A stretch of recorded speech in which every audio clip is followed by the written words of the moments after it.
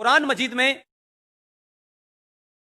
एक आयत है, आयत समझते जो वर्सेस, एक आयत है उसका नाम है सूरे निसा। सूरे निसा क्या कहती है? ये मुसलमान भले न जाने, आप सब लोग जान लें।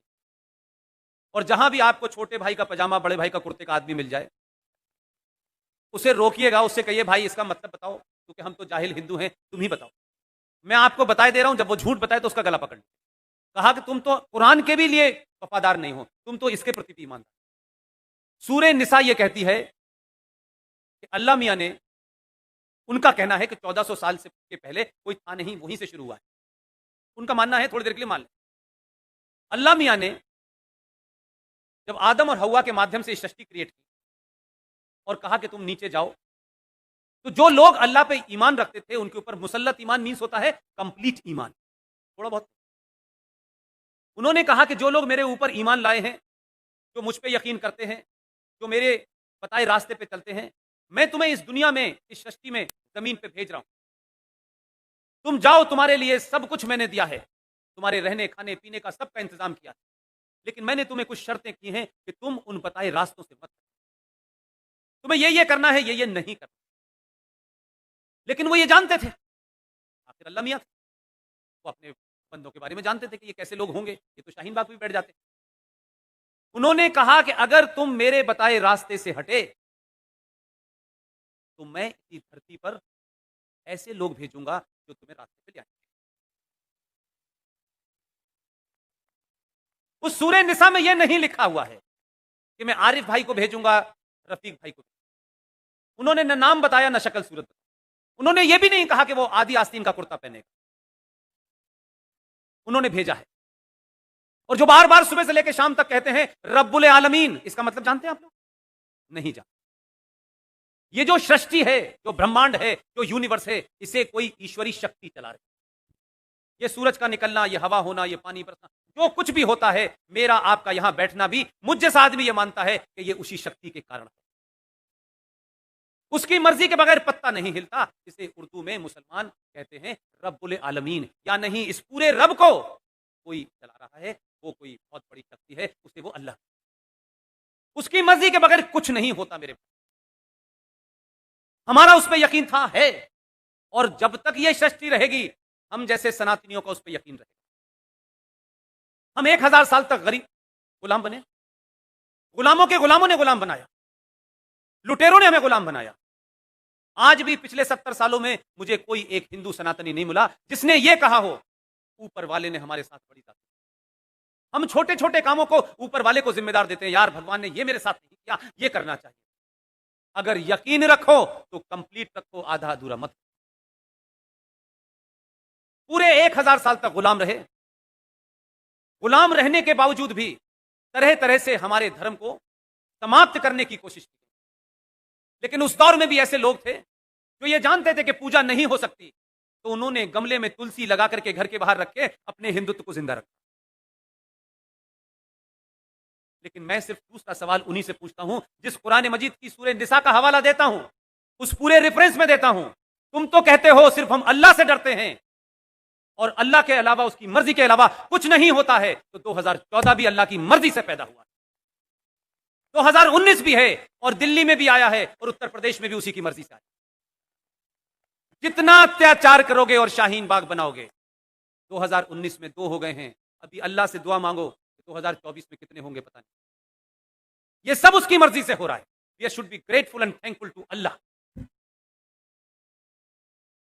वो चाहता है कि उसके बंदों का मुसल्लत ईमान हट गया है, वो हक और बातिल के बीच में फर्क करना भूल गए हैं, वो कत्लो गारत कर रहे हैं। अल्लाह ने ऐसा आदमी चुना है, घर तक छोड़ के आएगा। संकट यही है, ना आप संविधान के प्रति ईमानदार हैं, ना कुरान के प्रति ईमानदार हैं। मैं शुद्ध सनातनी हिंदू के होते हुए भी कुरान शरीफ को कुछ हद तक मानता हूं, और मानता हूं इसलिए कहता हूं कि अब 1000 साल तक तुम्हें हम ही से जलील होना है। इंतजार, तुमने भी नंगा नाच बहुत खेला है। तुमने आजाद भारत के अंदर जम्मू कश्मीर में, जहां कश्मीरी हिंदू पंडितों ने जोर से कभी गाली तक नहीं, कश्यप ऋषि के वंशज इतने लंबे समय से या तो साहित्य लिख रहे थे, या दुनिया में ज्ञान बांट रहे थे, तुमने उनको बर्दाश्त किया। तुम्हारे पूर्वज बदल गए। फारूक अब्दुल्ला का पूर्वज कौन है ये पता लग गया है, इकबाल का पूर्वज कौन था ये भी पता लग गया।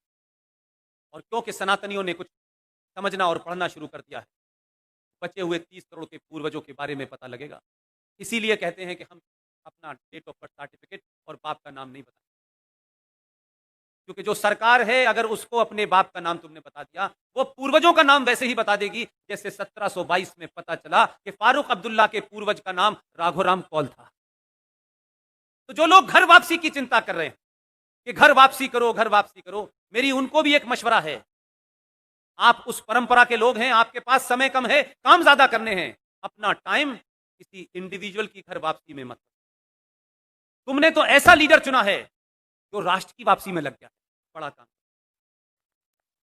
और ये राष्ट्र अगर वापस होगा तो 43 में जो जघन्य अपराध हुआ था 370 से, वहीं से शुरुआत की है उसने। ये 30,000 जो मंदिर तोड़े गए हैं, ये मथुरा और काशी में जो आप पूजा ही गलत तरीके से कर रहे हैं, आपने ये पूछा नहीं कि शिव की पूजा के सामने, उस मंदिर के सामने एक नंदी होता है और नंदी का मुंह शिव जी के सामने होता है। यही होता है कि नहीं होता है? लेकिन आपकी दुआ इसलिए कबूल नहीं हो रही, आपकी मन्नतें इसलिए काशी के बाबा नहीं मान रहे कि आपको इतना पुरुषार्थ दिया उन्होंने, लेकिन उन्हीं लोगों ने उस मंदिर में जहां मस्जिद बनी हुई है वहां पे शिव का स्तंभ, उस मस्जिद को बनाने वालों ने स्तंभ को उठा के साइड में रख दिया है, लेकिन नंदी की शक्ल नहीं बदली है। नंदी इधर है, शिवजी इधर है। आप उनके वंशज हैं। जब तक नंदी के सामने शिव नहीं होगा आपकी पूजा नहीं करें। आपने बाबर से भगवान राम, मर्यादा पुरुषोत्तम राम की जन्मस्थली को छीनने में 550 साल लगाए। अगर आप समय रहते जल्दी जल्दी करेंगे तो जिन लोगों को बहुत शौक है, जिन्होंने किताबों में पढ़ा है कि ये राष्ट्र एक सोने की चिड़िया था, जिस दिन भी ये सनातन की तरफ लौटना शुरू हो जाएगा, ये बहुत सारे बौने जो आपके इस शहर में हकला हकला के बोलते हैं, बहुत सारे लोग शेरो शायरी के माध्यम से आपको ज्ञान देते हैं, कुछ राइटर हैं, कुछ एक्टर हैं, अब उसमें से कुछ कंडक्टर हो गए हैं। अगर इस नरेटिव को आप तोड़ेंगे, जिस दिन भी आपके अंदर अपने इतिहास को, अपने पूर्वजों को लेकर के एक गौरव की भावना पैदा होगी, इंफीरियरिटी कॉम्प्लेक्स और कुंठा में रहने वाले समाज कभी भी जिंदा नहीं रहते।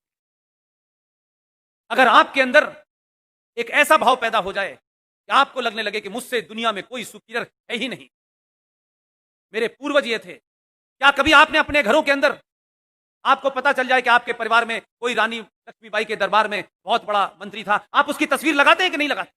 आपको यह गौरव पैदा होता है कि नहीं पैदा होता? तो मुझे बताइए, दाऊद इब्राहिम के साथ की तस्वीर क्यों लगाते हैं? फिर तस्वीर लगाने का मतलब होता है कि आपके अंदर वो गर्व पैदा होता है, आपको दिखाने का शौक होता है कि मेरे पूर्वज ये थे। अगर आपने महाराष्ट्र से निकाल करके वीर सावरकर की तस्वीर घरों में लगी होती, छत्रपति महाराज शिवाजी की लगी होती, सुभाष चंद्र बोस की लगी होती, खुदीराम बोस की लगी होती, तो देश की सूरत बहुत पहले बदल गई। इसलिए शुरुआत घर से करिए, बहुत दूर जाने की जरूरत नहीं है। आपके पड़ोस में एक राज्य है, उस राज्य में भी बड़ी गुंडागर्दी थी, आपने तो आदमी गुजरात से भेज दिया था, लोगों ने उसे गालियां दी, उसके बारे में सवाल खड़ा किया। इसलिए मैं उसका जिक्र इसलिए करना चाहता हूं कि आपकी सभा में कोई ईमानदार, मुसल्लत ईमान वाला मुसलमान बैठा हो तो खड़े होकर मुझे टोक देना कि मैं इस्लाम का और कुरान का गलत